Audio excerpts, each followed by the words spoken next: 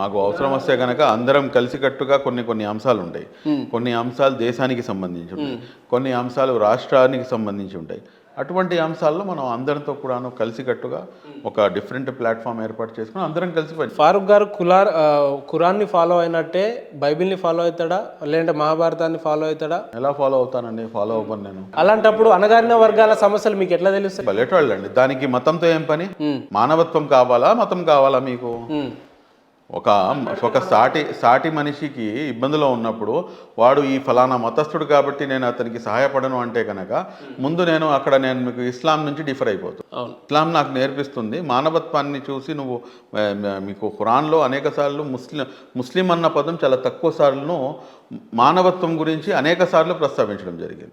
So ఇక్కడ మతం అనేది ఇక్కడ ఇష్యూ కాదండి, మానవత్వం అనేది ఇక్కడ ఇంపార్టెంట్.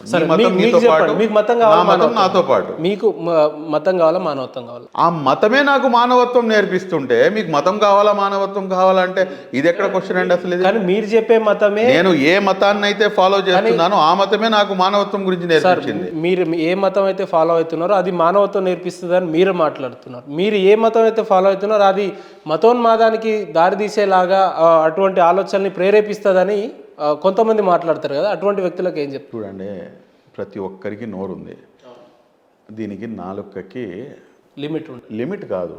దాంట్లో ఏంటంటే ఇప్పుడు మీకు ఇక్కడ ఉంది ఫింగర్ ఉంది, దీంట్లో ఒక బోన్స్ ఉంటాయి, దీనికి బోన్ ఉంటుందా? నరం లేని నాలుక అంటారా? నరం లేని నాలుక. మీ ఇష్టం చెప్పుకోండి.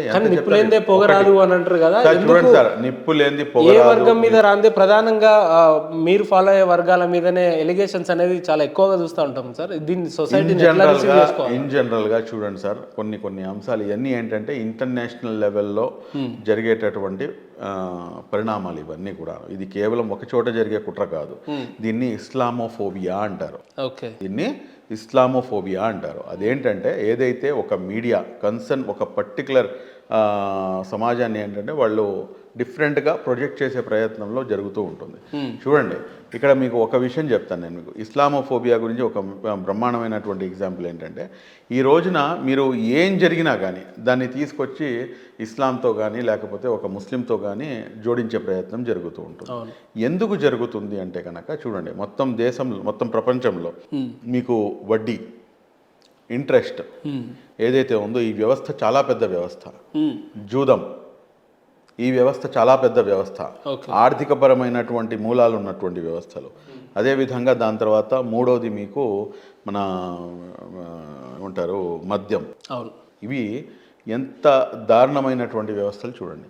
ఈ మూడు కూడాను ఇస్లాం పూర్తిగా నిషేధిస్తుంది. దీన్ని మనం ఇంటర్నేషనల్ లెవెల్లో కానివ్వండి, జాతీయ స్థాయిలో కానివ్వండి, రాష్ట్ర స్థాయిలో కానివ్వండి, వీటిని మేము వ్యతిరేకిస్తాం. వీటిని వ్యతిరేకిస్తే మాకు వ్యతిరేకులు ఎవరవుతారు? There ends the matter. So ఇదేంటంటే ఇప్పుడు వడ్డీ ఉంది. మీరు మద్యాన్ని తాగరా? ఏమండి, మీరు మద్యాన్ని తీసుకోరా? ఆల్కహాల్? అల్హమ్దులిల్లా నేను పుట్టిన దగ్గర నుంచి ఇప్పటి వరకు ఒక చుక్క మద్యం కూడాను ఈ గొంతు దాటి కిందకి వెళ్ళలేదు. సార్ మళ్ళీ ఒక్కసారి చెప్పగలుగుతారా? మద్యం అనేది ఒక్క చుక్క కూడాను ఈ రోజు వరకు 100% కాన్ఫిడెంట్ అండి, అందులో అసలు సందేహమే లేదు. అంటే మీకు తెలిసి మీరు ఎక్కడా కూడా మద్యం సేవించలేదు అంటారా? తెలియకుండా కూడా మద్యం సేవించలేదు. ఎవడన్నా నేను పడుకున్నప్పుడు తీసుకొచ్చి నోట్లో ఏమైనా పోతే నేనేం చేయలేను, కానీ అలాగైతే ఎప్పుడు చేయలేదు. మాంసం తీసుకోరా మీరు? మాంసం ఎందుకు తీసుకోండి, బలెట్లో మాంసం తీసుకుంటానండి, మాంసం తీసుకుంటాను. కానీ మా మద్యం అయితే అల్హమ్దులిల్లా ఇవాళ వరకు ఒక చుక్క మద్యం కూడా నేను తాగలేదు. గోమాంసాన్ని తింటారా మీరు? గోమాంసం అనేది మీరు ఇంతకు ముందు కూడాను మీ సిగ్నేచర్ స్టూడియోస్లో అనేక సార్లు దీనిపై నేను చెప్పేసి ఉన్నాను. చూడండి, నేను గోమాంసం తింటారా అంటే అది అవైలబుల్. ఇప్పుడు మీరు సిగరెట్ తాగుతారా అంటే తాగుతారు. ఎందుకు తాగుతున్నారు? మీరు కాదు, సారీ, ఇన్ జనరల్గా ఎవరైనా సిగరెట్ తాగుతున్నారు. ఎందుకు తాగుతున్నారు? సిగరెట్ అవైలబిలిటీ ఉంది కాబట్టి తాగుతున్నారు. కానీ దానిపై ఇంత పెద్ద పెద్ద అక్షరాలతో రాస్తారు. ఏమని రాస్తారు? ధూమపానం నిషేధం. సినిమాల్లో కూడా నేను సిగరెట్ తాగుతుంటే కింద ఎత్తారు. అసలు అది లేకుండా చేసే వ్యవస్థ ప్రభుత్వాల దగ్గర ఉంది కదా. మళ్ళీ అసలు దాన్ని కుకిడి వేళ్లతో మొత్తం పీక్ అవతలు పడేవచ్చుగా. ఆ పని చేయరు. గోమాంసం తింటారా అని అడిగారు. అవైలబిలిటీ ఉందా లేదా? నా ధర్మం నాకు అవైలబిలిటీ ఇచ్చింది. నా ధర్మం నాకు అది నిషేధిత పదార్థం ఏమాత్రం కాదు.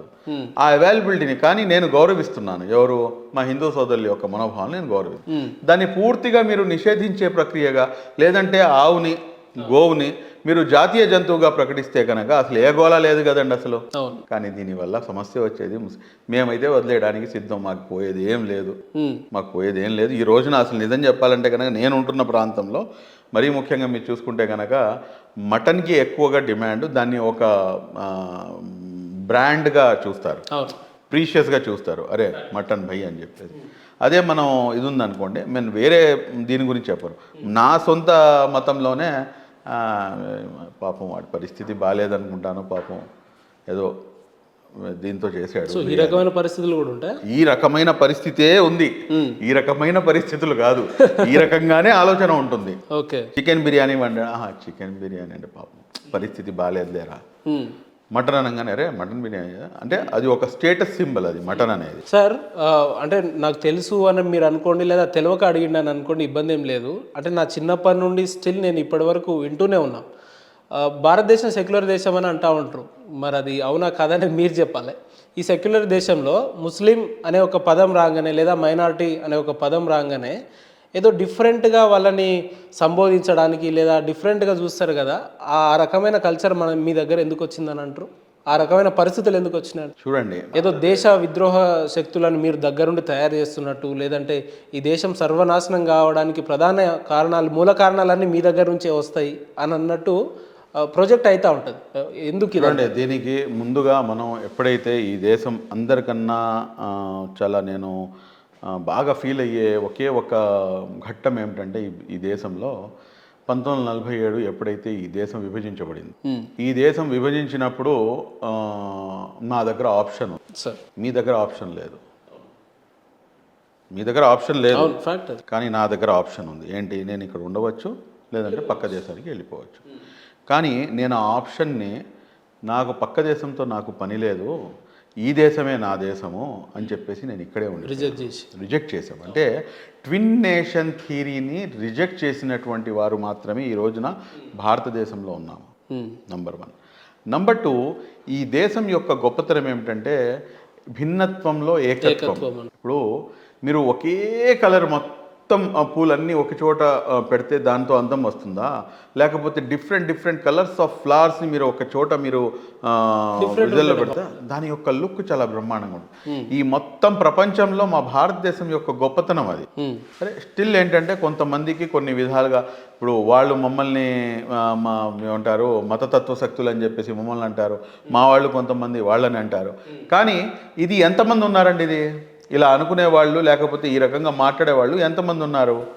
హార్డ్లీ ఈ దేశంలో 2% కన్నా ఎక్కువ ఎవరు ఉండరు. కానీ మిగిలిన 98% మంది కలిసిమెలిసే ఉంటున్నాం కదా. మరి అలాంటప్పుడు ఈ వాదన కేవలం ఆ 2% వ్యక్తుల యొక్క వాదనని మనం తీసుకొచ్చి హైలైట్ చేసి 70 mm స్క్రీన్ పై చూపించాలా? లేకపోతే 98% వ్యక్తులు ఏదైతే మాట్లాడుకుంటున్నారో, ఏ రకంగా అయితే అన్యోన్యంగా కలిసిమెలిసి ఉంటున్నారో దాని గురించి మనం ప్రస్తావించుకోవాలా? ఈ దేశం ఏంటంటే ఎప్పటికైనా దేశంలో ముస్లింలు వచ్చిర్రు అనేది ఒక చరిత్ర, కానీ వచ్చిన తర్వాత ఏదైతే మొహమ్మద్ గజ్నీ లాంటి వాళ్ళని, లేదంటే ఇటువంటి వ్యక్తుల్ని అత్యంత దారుణంగా చంపారు, చంపడానికి ప్రోద్బలించారు అనేది కూడా ఒక వాదన వింటూ ఉంటాం కదా, ఎంతవరకు వాస్తవం దాని మీద? చూడండి, వాస్తవాలు చూడండి, కాయిన్కి 1 సైడ్ చూడటం వేరు, కాయిన్కి డబుల్ సైడ్ చూడటం వేరు. చూడండి, ఔరంగజేబ్ గారు ఉన్నారు, ఔరంగజేబ్ గారిని మనం ఎన్నో గుళ్ళు గోపురాలు కూల్చేశాడు, ఆయన మసీదులు కూడా కూల్చేశాడు కొన్ని సందర్భాల్లో అనేకమైనటువంటి మందిరాలకు కూడాను ఆయన ల్యాండ్స్ ఇచ్చినటువంటి పరిస్థితి. అంటే చరిత్ర పుటలలో ఏమిటంటే, మీకు కావలసిన అంశాన్ని మీరు హైలైట్ చేసుకొని తద్వారా ఒక వర్గపు ప్రజలను మీరు కార్నర్ చేద్దామని చెప్పేసి చూస్తే కనుక అది చరిత్ర ఇవాళ కాకపోతే రేపు కాకపోతే ఒక వర్గానికి మీరు చెప్తున్నట్టు కార్నర్ చేసే అంత అవసరం ఈ దేశంలో ఎవరికి ఉందంటారు? చూడండి, ఇప్పుడు ఈ దేశాన్ని హిందూ దేశంగా ప్రకటించాలి అని చెప్పేసి ఎవరికి ఉంది చెప్పండి? అవుతుందా? Okay, is it possible? కాదంటారా? Absolutely not possible. మీరు సెక్యులరిజం ఉందా లేదా అంటున్నారు. మీరు సెక్యులరిజం అంటే ఏమిటి అనేది ముందు మన దేశంలో ఉన్నటువంటి ప్రజలకు నేర్పించాలి. సో రీసెంట్ గా సెక్యులరిజం అంటే ఏమిటంటే మనం అనుకుంటుంది నా టోపీ తీసి మీకు పెట్టి మీ బొట్టు తీసి నేను పెట్టుకుంటే అది సెక్యులరిజం అని చెప్పేసి అన్న భావనలో ఈ రోజున నాయకులు ప్రజాస్వామ్యంలో మనకి నేర్పిస్తున్నారు. అవును. కానీ సెక్యులరిజం యొక్క నిజం కాదు కాదు ఎలా అవుతుంది? ఎందుకు మీరు టోపీ పెట్టుకోవాలి? ఎందుకు నాకు మీరు బొట్టును పెట్టుకోవాలి? మతాన్ని నేను గౌరవించినప్పుడు అంటే గౌరవించాలంటే కనుక మీరు టోపీ పెట్టుకుంటే నా మతాన్ని గౌరవించినట్ట, అట్లా కాదు. లేకపోతే నేను బొట్టు పెట్టుకుంటే మీ మతాన్ని గౌరవించినట్ట? కాదంటారా? మీరు ఎలాగైతే ఉన్నారో అలాగే ఉండాలి. నేను ఎలాగైతే ఉన్నానో నేను అలాగే ఉంటాను. ఈ ఓవర్ యాక్టింగ్ చేయాల్సినటువంటి అవసరం లేదు. అలా అయితే ఇరు మతాల పరంగా గౌరవం కదండి. అప్పుడు గౌరవించలేరా? మీరు ఇందాకనే మీరు ఎగ్జాంపుల్ మాట అన్నారు, ఏందన్నారంటే నేను వాస్తవానికి మాంసం తింటా కానీ నా హిందూ మతస్థులను గౌరవిస్తూ వాళ్ళ కోసం నేను మానేయడానికి సిద్ధమన్నా, అంటే వాళ్ళ మతస్థులను మీరు గౌరవిస్తున్నట్టే కదా? అంతే కదా. అది గౌరవించడం అంటే దాన్ని అలా కాకుండా మీరు ముస్లిం కాబట్టి కాబట్టి మాంసం తినొచ్చు కదా, వాళ్ళ కోసం మీరు మానేయాల్సిన అవసరం ఏమొచ్చు? ఇప్పుడు మనం అది గౌరవిస్తున్నాం కాబట్టి దాన్నే నిజమైన సెక్యులరిజం అంటారు. సెక్యులరిజం అంటే నేను మందిరానికి పోయి నేను బొట్టు పెట్టుకుంటాను, నేను హారతులు ఇస్తాను, నేను ప్రదక్షిణలు చేస్తాను అంటే కనుక అది సెక్యులరిజం కాదు. అది హిందూ సమాజాన్ని మోసగించడం అవుతుంది. అట్లెట్లయితే అంతే కదండి. ఇప్పుడు నేను ముస్లింని, నేను నా బిలీవ్ ఏంటి? నేను దేవుడు ఒక్కడే, అతను అల్లా. అదే విధంగా ప్రాఫెట్ ముహమ్మద్ సల్లల్లాహు అలైహి వసల్లం గారు ఆయన యొక్క అంతిమ దైవ ప్రవక్త అని చెప్పేసి నా యొక్క విశ్వాసం, పూర్తి ప్రగాఢమైనటువంటి విశ్వాసం.